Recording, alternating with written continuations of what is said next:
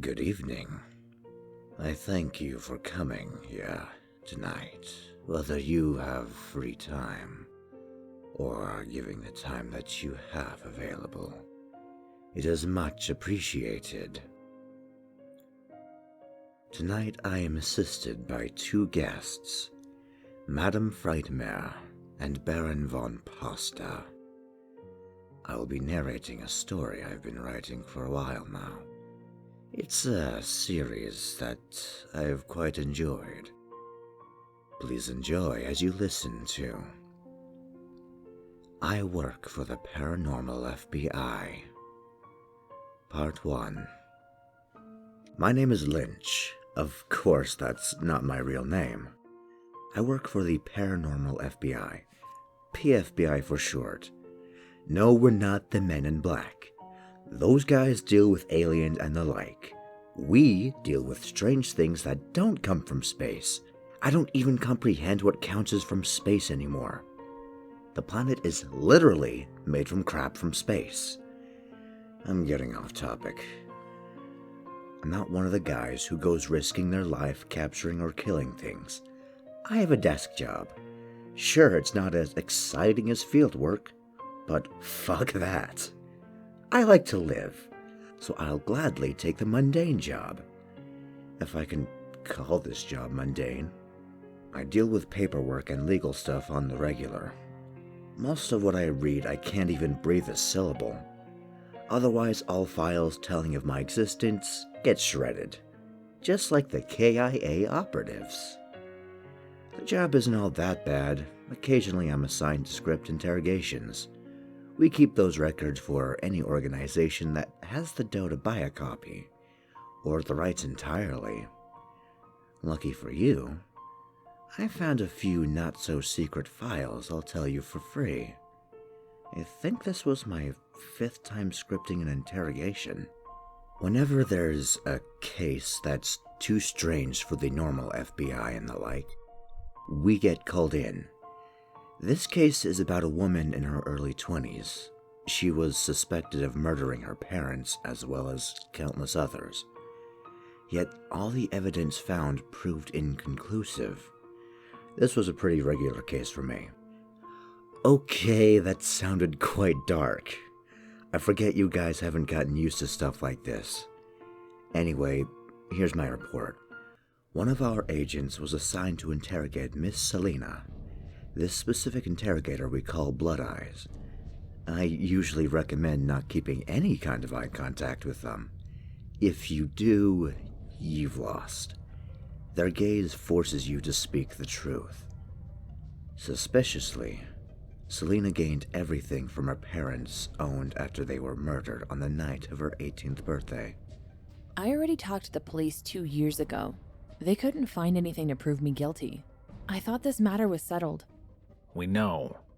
What we want, however, isn't anything that can be pulled from official evidence. They like to pretend like these kinds of things can be explained away with logic. What I want is to listen to what really happened from you. I can't tell you that. You'll just throw me in the loony bin. I'm not crazy. I know you're not. Someone crazy couldn't be this meticulous. I didn't do it. The interrogator's eyes changed from their usual dark green to a bright red. They stared into Selena's eyes. Then tell me what really happened. Selena drew in a sigh and shuddered. Fine. I hate retelling this. It was Friday night, my 18th birthday party. My parents let me have a huge sleepover with my friends, as long as there was no boys there. We were loud as hell, yet my parents never came out of the room to keep us quiet. A couple of years before, I found out that they had soundproofed their room. You can probably guess why. Rachel, my best friend at the time, had stuck a bottle of tequila from her mom before heading out. After a small glass, I started to not remember clearly, just bits and pieces. Courtney had admitted to breaking up with her boyfriend earlier in the day. She cried and then laughed, and then cried again. Stacy and Amanda played Mario Kart, and I kept losing to them. Apparently having older brothers has its advantages. We all fell asleep around 2 in the morning. Selena shifted in her seat before continuing. I woke up to the front door being pounded on by Rachel's dad. My parents didn't answer it, so I did. He was furious with her and grounded her for a couple of months. Stacy and Amanda left a few minutes later. Their boyfriends were playing against their older brothers in a football match later in the afternoon. Courtney was the last one to leave. She helped me clean up everything while finishing off the last few drops of tequila. About a half hour later, she was picked up by her mom, leaving me alone at home. The night before, my parents both told me they both had work. I went to go check the mail. On the way, I found both of my parents' cars in the driveway.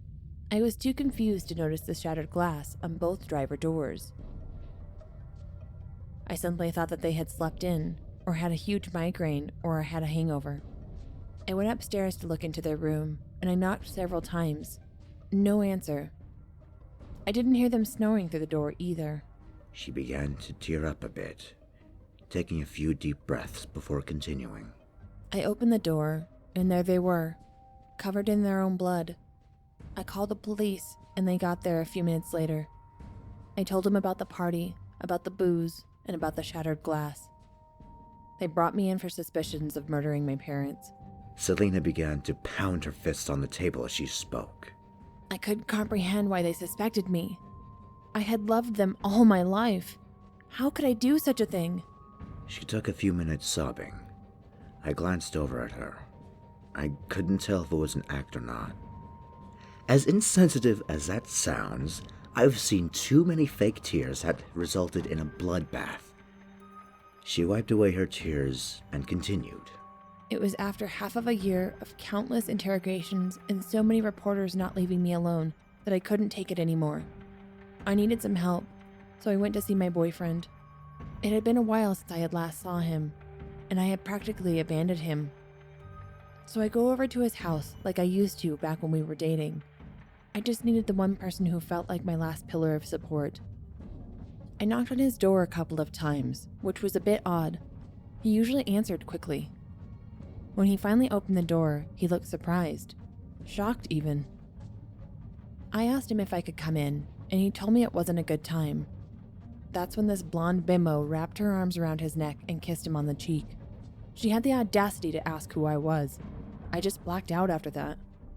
The next thing I remember was heading to my car with blood-stained clothes stuffed in my bag.